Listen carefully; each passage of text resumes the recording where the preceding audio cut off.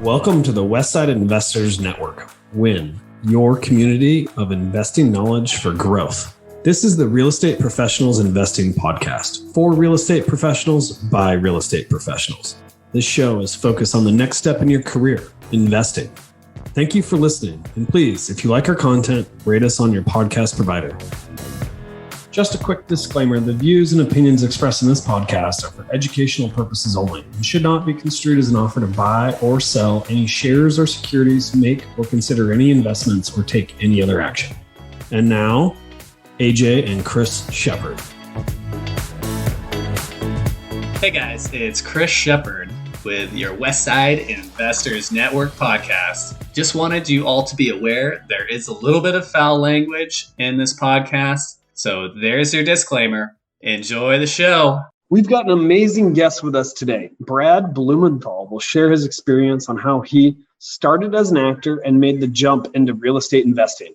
He will also give some tips on finding a good contractor, setting a timeline for rehab projects, and how to make a good offer when buying properties. So without further ado, let's welcome Brad Blumenthal. All right. Today we've got Brad Blumenthal with us. He is an actor and writer on TV films, publisher of children's books, and also real estate developer. Brad's out of New York. And Brad, you just want to start off by telling us a little bit more about yourself? Sure. I used to be in advertising. We took a company public. I got tired of that. I got divorced. Mayor Dinkins was mayor, so I moved out to LA to become an actor. And instead of waiting on tables, I ended up getting into the real estate business, which tended to be a little bit more lucrative than waiting on tables. And so most of my projects in the beginning were, flipping houses, buying them, gutting them, renovating. And then the last few projects I did were substantial build, total real estate development of architectural homes, iconic kind of California modern style in Hollywood Hills.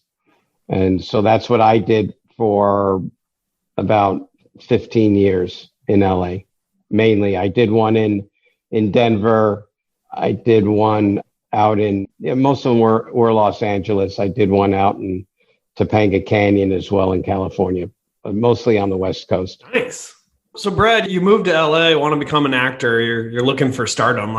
What gave you the idea to get into real estate? And how did you take that first step? That was totally by accident. I was at a Hollywood party and this big fat Latino guy called Refugio Gonzalez comes up to me. We just hit it off. His wife was great at the party. And towards the end, he says, I'm a real estate broker. I said, really? Because on our side of the hill, which is, LA versus the Valley, if you're fat or you're ugly, they literally bury you in a field. So I didn't know why he was a realtor. I said, really? He says, yeah. But there's this auction of 2 houses by the Hollywood Bowl. Do you want to come with me? I said, sure. And he said, bring your checkbook just in case. So we go. It was a silent auction. A lot of people were there. And he said, did you like either house? I said, yeah, I like this. They both were very nice Tudor homes. No views, but they were right by the Hollywood Bowl. And so it turned out, I put a bid in, the starting bid on one house, and he's put in the starting bid on the other house. And it turned out everyone that was there were just nosy neighbors. They weren't any developers, nobody. So we ended up owning houses. And that's how I got into the real estate biz. That is incredible. I didn't know any contractors. I didn't know any, I didn't think I'd own a house, and that's how I got started. So that house was $183,000, and 15 projects later, the last one sold for $25 million.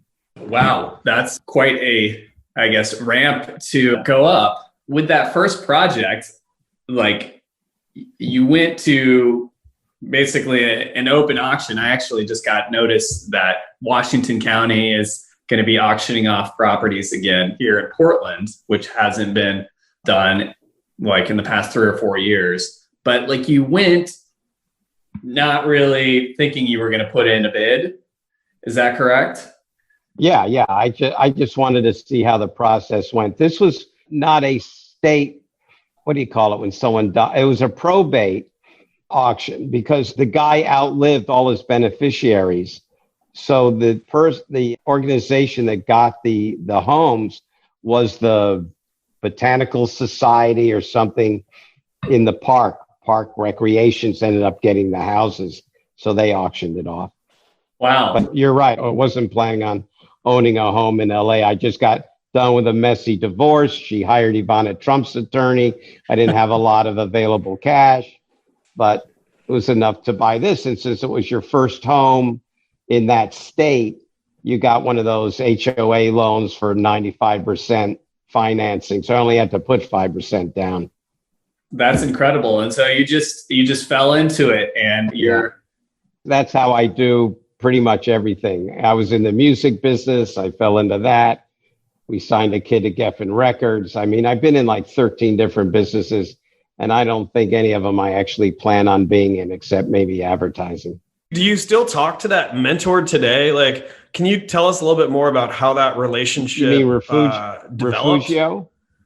Well, yeah. Was it just that one? Was that just that one instance, or did you continue doing more stuff? He was on the other side of the hill, as they say in LA. He was in the valley. We did these homes. He did his home. I did mine. I think we might have flipped them around the same time. I'm not sure. He might still own. I have no idea. But once I started getting a little famous with the houses, I thought I'd let him know that what he started ending up pretty good. So I tried to track him down. He ends up getting divorced and teaching in Hawaii. So I don't know. Oh, wow. So I think he left or maybe he's doing some real estate in Hawaii. I don't know. But it was great to get in touch with him again and let him know what monster he had created. That's super fun. Yeah. So, Brad, where do you think your entrepreneurial spirit comes from? From the age of about 8, I didn't have much of a family growing up, and so I had to hustle at a very early age. So I think I was pretty entrepreneurial from a very, very early age, from selling creepy crawlers in school to, buying candy and then reselling it in school, to running a blackjack game in high school, to, I always had wheeling and dealing. And then when I did 3 colleges in a year and a quarter, so I'm not an academic guy. I'm more of a street smarts guy. And so I go by Mark Twain's favorite quote: "I never let schooling interfere with my education." Oh, that's such a good line. I never let schooling interfere with my education. And yeah. And I've lived by that. I learned the hard way. Unfortunately, I make my mistakes by doing, not by reading. And, I just throw myself into it and see what happens. That's one kind of tenet from our real estate philosophy, is that you have to act. Like, you've got to jump in, you got to dive in and take that risk. And there's no time like the present to start. I mean, especially, long-term real estate investing. And that's such a good philosophy, to just ready, fire, aim. Correct. Yep. So, Brad, do you want to talk about, how was your Hollywood experience? I mean, I'm particularly interested. You were in one of my favorite movies, Hook, right? Yeah, Hook was good. The one that everyone seems to love the most is Pulp Fiction. Hook was sort of interesting because I was only in town maybe 2 months from New York. And it's sort of a cool story if you have time. Yeah. I was a big shot in advertising, and I came from a business background. And back in those days, they had what's sort of like a backstage, and in the back of it is casting notices. And you always send your headshots in and hope to God someone calls you. And they say in the beginning, in acting, you're better off, just being an extra, just so you can get on the sets and see how it's done. And it's better to be an extra when it's only like 10 people, so maybe you get bumped up. So I had this TV show commitment for Thursday to hand out an award on an award show or something. Anyway, so then I get a call from this woman who says, "Brad, there's this movie we'd like you to be in. It shoots Thursday and Tuesday. I said, well, I'm sorry, I'm already booked Thursday. And I said, can I just do Tuesday? She said, no, it's a 2-scene role for that character. I said, well, I'm sorry, I'm committed. So she says, okay. So she hangs up. 10 minutes goes by. The phone rings again. She says, Brad, I would never ask you to back out on a commitment, but Steven has personally picked out your headshot. So I go, Steven who? I mean, what the hell are you talking about? She goes, Spielberg. So now I think it's a prank. Now I think it's a prank call, because on the casting notice that I sent for that film, it didn't say Hook. It didn't say anything. They were really hush hush about it. So I said, I don't want to sound like a wise ass, but since when does Spielberg pick extras for his movies? And then she starts sweating bullets. She says, Brad, please understand that you're going to meet more people in these 2 days than you will your entire life. And no is not in Spielberg's vocabulary. I mean, this is an extras agency. Can you imagine them going back to Spielberg saying the guy can't do it?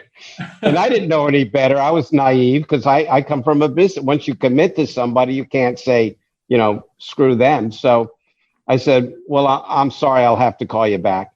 And so she must, God knows what bricks she was shitting at that point. So I'm perplexed. I call the TV company and I say, hey, I got a little bit of a dilemma here. And I'm not even halfway through my explanation. They said, are you an idiot? Take the Spielberg gig. We'll find some other moron to hand out a trophy.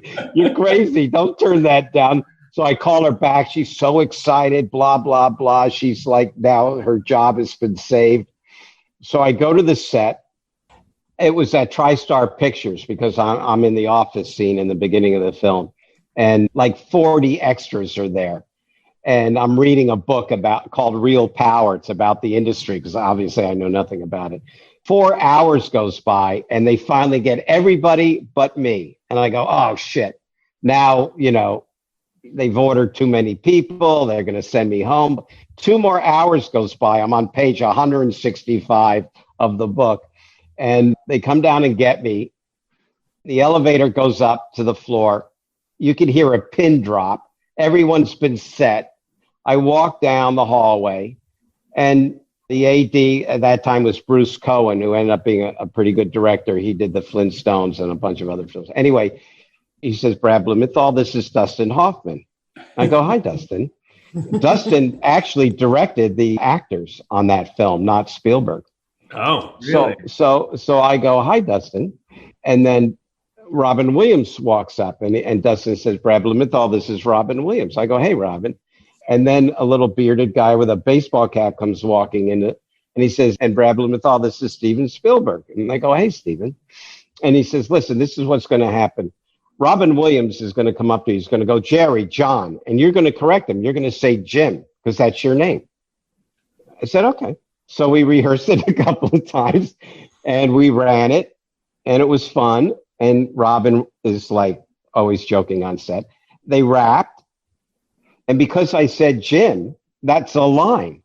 So they Taft-Hartley'd me into the union, which usually takes years or months for people to, somehow get into the union because it's a catch-22. You can't get in the union unless you got an acting gig, but you can't get an acting gig unless you're in the union. Anyway, so I'm in the corporate office of some big mega guy at TriStar, and I'm calling everyone back in New York. I said, I'm ahead of schedule. I'm in a Spielberg film.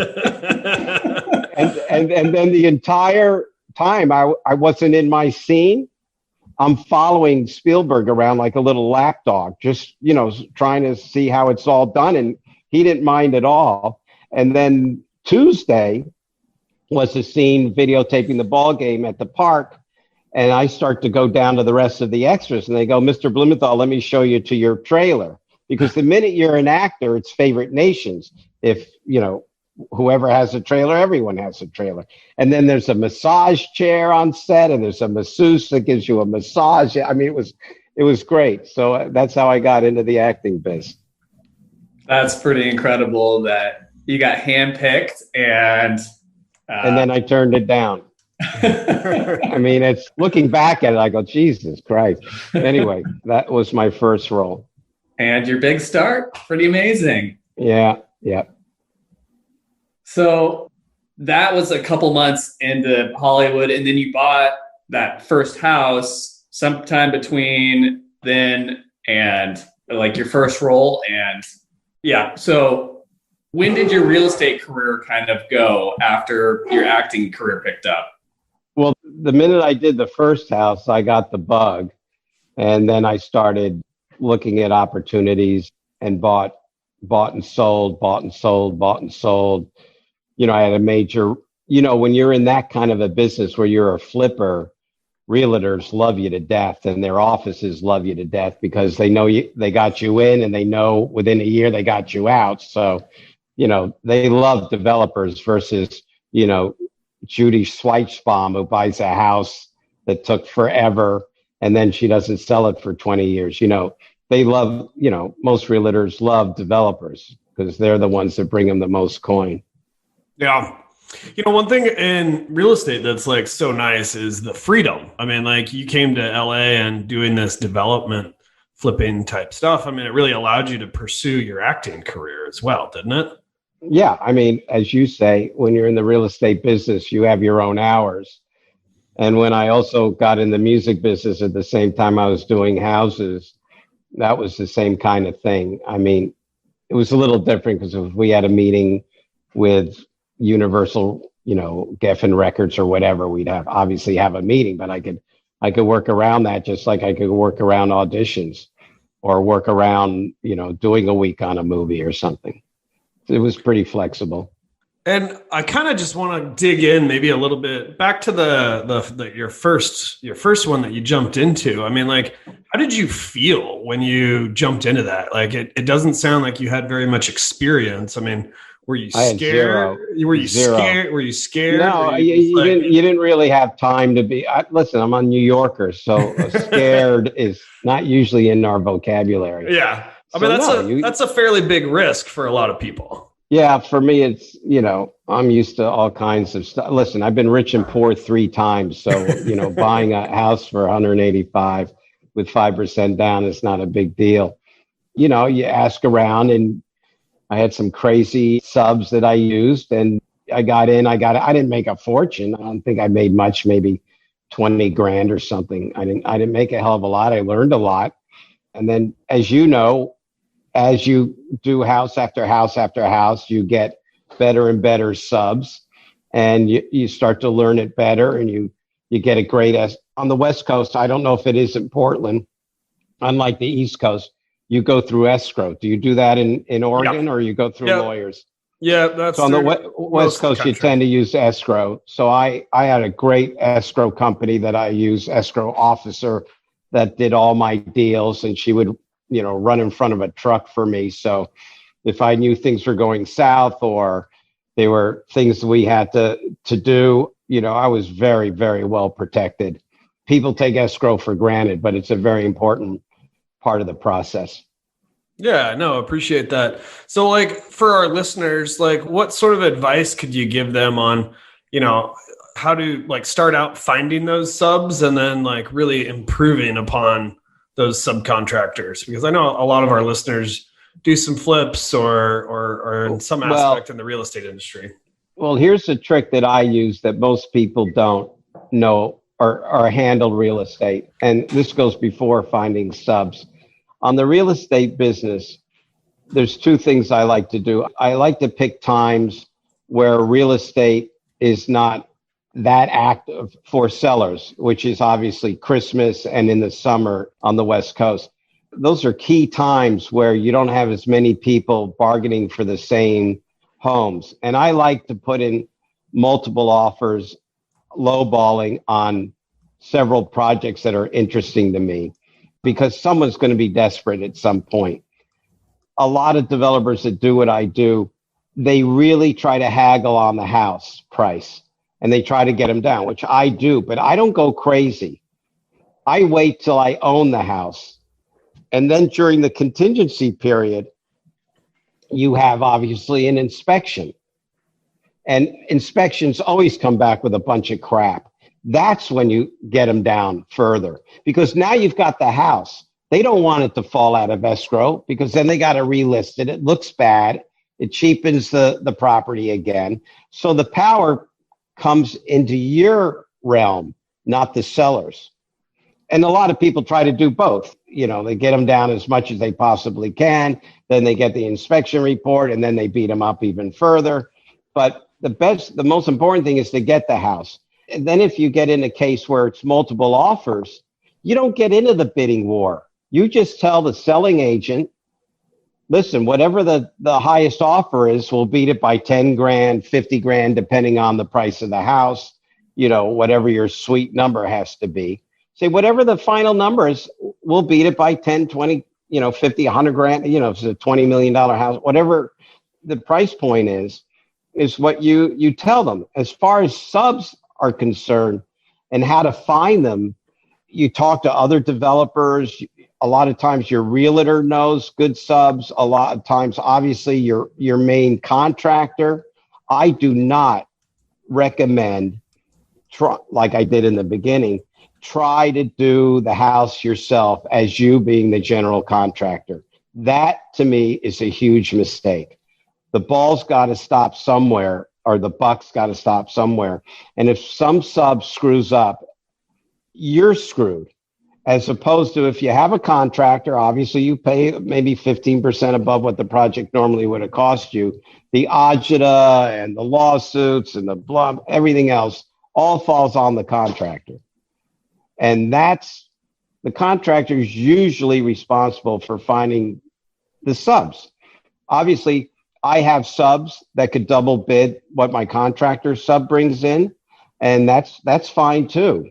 And, since you're the owner, they'll look at that sub as well. But I think having a general contractor, even on a small gig, is important. That's great advice, Brad.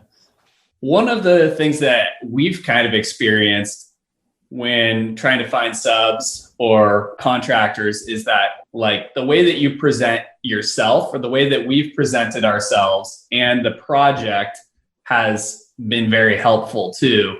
Just making sure that all of our ducks are in a row. We know exactly what we want, especially in a time like this where there are a lot fewer contractors than there are projects. We found that contractors are kind of picking and choosing property owners to work for. And, they would much rather work for the flipper who is turning, 4, 5, 6 projects a year versus the old lady who's going to take 5 years to complete her project and, live in the house for 20 years. So. Right. And that's, obviously contractors know that. They know the minute they talk to someone who's right and who's wrong. But the one thing you have to be wary of, which always happens, if you use the same subs, they always think you're going to use them again. So they end up not showing up. They end up having their son show up and the prices aren't competitive anymore. So you always have to, it's just like buying a home and getting a mortgage. I always double app. I recommend that to everybody. Always double app a loan. Don't rely on one mortgage broker. Don't rely on one bank. Always have a couple of people competing for that loan. And it's the same thing with contractors and subs. Everything you got to bid out, whether you've got a loyal sub or not, because you'll see after 2 or 3 projects, their pricing becomes not that competitive anymore. Yeah, that's exactly what happens. That they start feeling they can take advantage. They're like, oh, they're just going to use me no matter what. And and you got to remind them, hey, this isn't a government project. So contract, because when you're sanctioned by the government, because I've done some deals with them, not real estate, some other stuff I did. Once you're sanctioned, you can rip them off as much as you want. They don't ever question your bills or anything. They just, write the checks. Yeah. Well, that is good advice. It's trust but verify is one Correct. Thing that I always like saying is like, you start working with someone and you like them, and that's who you do business with, is you do business with people you like and trust. But, sometimes you just gotta double check. And I think that's really good practice. So, yeah. Well, Chris, what do you think? You got any more questions, or should we get on to the last four? And the other thing, one last thing, when you deal with subs and contractors, you got to give them timelines. You got to have a timetable for them and a production schedule, a construction schedule, or else that is also really good advice. Chris loves to give them a bonus if they finish on time and writes it into the contract. He's like, if you can finish by this date, I will give you X extra money. Little 50%. That's good and bad, because then a lot of times they'll cut corners to reach a deadline for the money. You got to be careful. You got to be much more hands-on if you take that approach to make sure that the work that's being done is quality. And they're not, cutting corners with materials or, things that they could cover up. It's tougher on my kind of stuff because I do California modern instead of Spanish or other styles. And when you do California modern, it's very, very difficult to hide anything because the lines are so clean but anyway, go ahead. Oh, I was just saying, when it comes to that schedule, we've always found that the first week, cramming in as much work as possible during that first week is essential. We're closing on a house today, actually, and I have the roofers tearing off the roof, the second that we take possession, and like the painter is coming in on Friday, and it's just like extremely regimented out during those first few days, and all the contractors know that, hey, there's a sense of urgency around this project and it needs to get done quickly. I'm the opposite, Chris. I find the urgency is always there in the beginning. It's the last final weeks of a project is what kills you to death. Between the building and safety and the contractors not finishing the punch list. And I always like to keep a good pot of their money in escrow until the job is completely done. That is an essential tip too. Getting the last parts of the project done are always the most difficult because there's so many little details that need to be resolved, as opposed to just tear off the roof. Somebody can tear off the roof in 8 hours, and it's pretty. Well, I had a house that I did in Doheny Estates where I literally demoed the house 3 days before I actually owned it. I had a crew come in, and luckily the owner never bothered going back to the property, or else I would have had a hefty little lawsuit. I might have had your hands in the cookie jar there a little bit. Yeah. And it's I don't know what Portland is like, but LA is the most litigious town I've ever been in. I had 2 houses that I did where I had 3 lawsuits per house. Oh, wow. Which is another piece of advice I could give people is find a great real estate attorney and a great litigator, because when you get in a dispute, which is almost unavoidable in the real estate business, at least it is in LA, you want to play hardball from the very, very beginning. If they know that you have a litigating real estate attorney versus, a regular realtor attorney, they know you mean business, and you tend to get a settlement way before the whole court crap starts. So play hardball from the very, very beginning to try to get a agreement.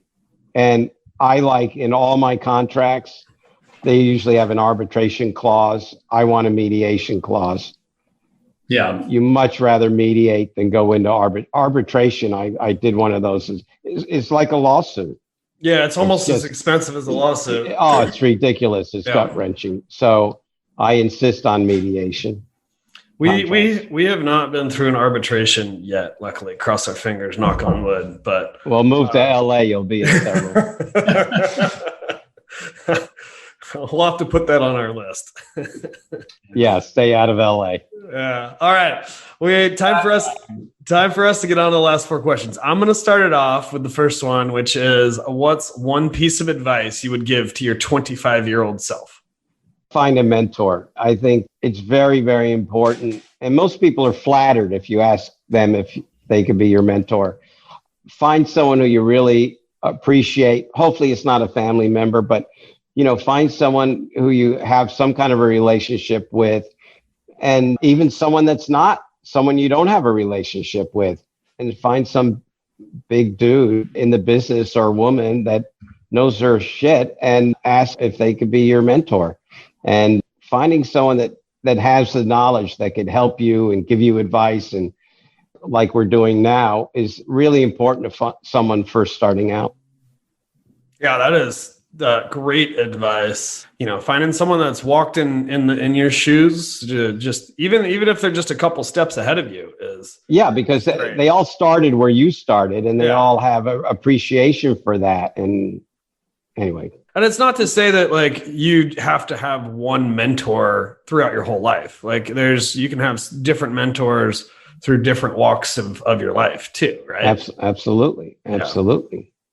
I mean, we all love the hard knocks, but having someone to tell you about their hard knocks is pretty nice. All right, our next question. So you already touched on this a little bit, but what was your first entrepreneurial endeavor? Why don't you pick your favorite? I didn't touch on the first one because I asked you that in an email. My first was getting in the schmata business. I don't know if you guys know what that is. Schmata. The clothing business. It's a Jewish term in the clothing business. So there's a sport very popular in the East and the Midwest, played in the winter, called platform tennis. And we developed a fashion for platform tennis. It was a sweater and this mitten that fits over the handle of the paddle, because you're playing in 0 degree, 10 degree, 15 degree weather. So you're able to have a barehanded grip on the paddle, yet you have warmth. You have a sweater around it, and then the sweater matched the actual mitten. And believe it or not, I was 19 or 20 years old. We got it in Saks Fifth Avenue. We got major tournament players to wear it. I got it written up in Esquire magazine. And WWD, I don't know if you know what that is, but that's the rag for the fashion business. It's called Women's Wear Daily. Every year they have the fabric of the year, and the fabric that I chose for that was chenille, and chenille was the fabric of the year, and blah, blah, blah. So that was the first entrepreneurial gig that I had when I quit college. Wow. That's pretty cool. That's pretty fun. So Yeah. did you end up selling the business, or I guess kind of what ended up happening with it, if I can ask a follow-up question? Yeah, well, we had a whole soccer line to go forward, and that was right when soccer was taking off. It turned out that this was an acrylic chenille, so there was only one mill in all of America that could do it out of Chicago. And since we had to double our order, it was we were still low on the totem pole, so they had to cater to their bigger clients. So they couldn't even fulfill our double order, and so we got screwed. So we couldn't supply it. Sounds like an incredible experience, and it sounds like you learned a lot. So I'm sure it was very beneficial. That's awesome. Yeah, it was. Then I was in the jewelry business and the advertising business, the consulting. Anyway, I could go on and on. But that was it. The music business was sort of fun, although I don't recommend it. That's a nasty industry. All right. So next question. How has your formal and informal training shaped your journey? This one we did touch on. I have no formal training. And so, like we discussed before, it's just street smarts. It's getting in and doing it, making your mistakes. I mean, every house I've done, I've made a major mistake, and I've learned from them. I think there's only one house that I did, the second to last one, where I made very few mistakes. I didn't even make a major mistake, other than doing it during the housing bubble bursting in 2009. But I'm about the only guy I know in my business that actually made money selling a house at that time. Wow. One side question. So, I mean, you started out with that $180,000 house and you ended with the $25 million house. Like, how did you choose to, and how were you able to be so aggressive in like stepping up? I guess, as one person put it, I have a big pair of brass balls. I guess You just, if there's an opportunity there, you go for it. When you're at it, as long as I was at it, it was never, ever a question to me whether I was going to make money on a project. It's how much. I wouldn't get in a project unless I knew I would double my money. I mean, that was my line. I would not buy a property unless I knew I would double my money. Yeah, and, like your down payment or what you had to put into it. Yeah. The last house that we sold, we made $9 million on a $25 million house. And the house before that I sold for 9.1, I made, I think 2.62 or maybe 3. I don't even remember. I should keep track of this a lot better, but the money comes in, the money goes out. It's just, it goes into the next project. And, yeah, I'm always living on a string. Wow, that's pretty cool. Okay, so our final question, what was your biggest mistake and what did you learn? My biggest mistake was selling my loft on 18th Street in Manhattan. That's sort of a funny story. So anyway, when I moved out to LA, I kept the loft that I bought in 1982 on 18th Street between 5th and 6th. I bought it at a time when there was nothing going on in that area, which is hard to believe now since the Flatiron District is one of the most popular areas in New York. Anyway, I had this loft, so I rented it out. I had a company that would rent it out for me while I lived in LA. And that went on for about 5 or 6 years. And then the woman, this nasty, nasty woman who I helped get elected on the board because she's just a tough cookie. She's horrible. But as the president of a board, she's the kind of person you want. She has fangs about a foot long.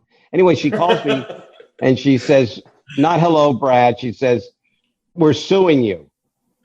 I go, Michelle, what the hell are you you know damn well what we're talking about. I said, no, I do not know what you're talking about. You rented your house to a 900 phone sex company. And I said, what? Because the lease that I signed was just so-and-so corporation. I had no idea. It's the same phone sex company that has a loft on the 3rd floor.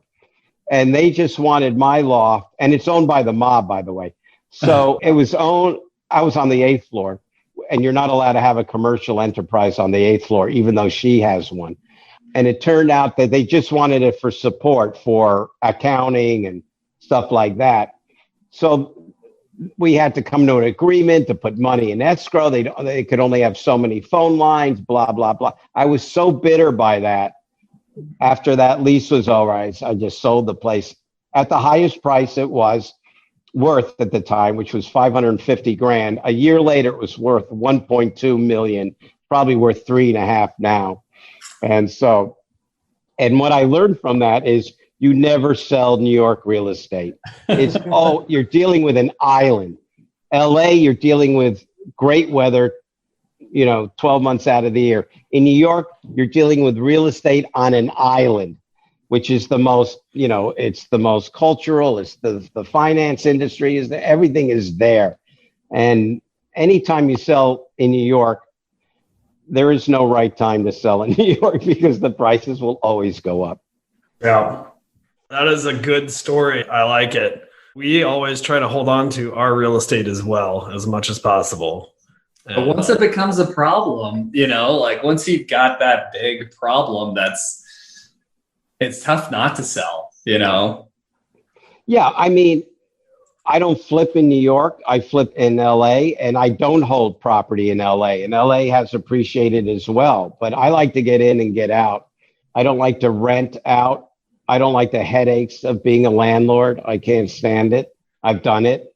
I don't need those headaches. So I like to get in, flip it. And plus, I mean, the last house we had cost us $50,000 a month just to maintain between the taxes and the property itself.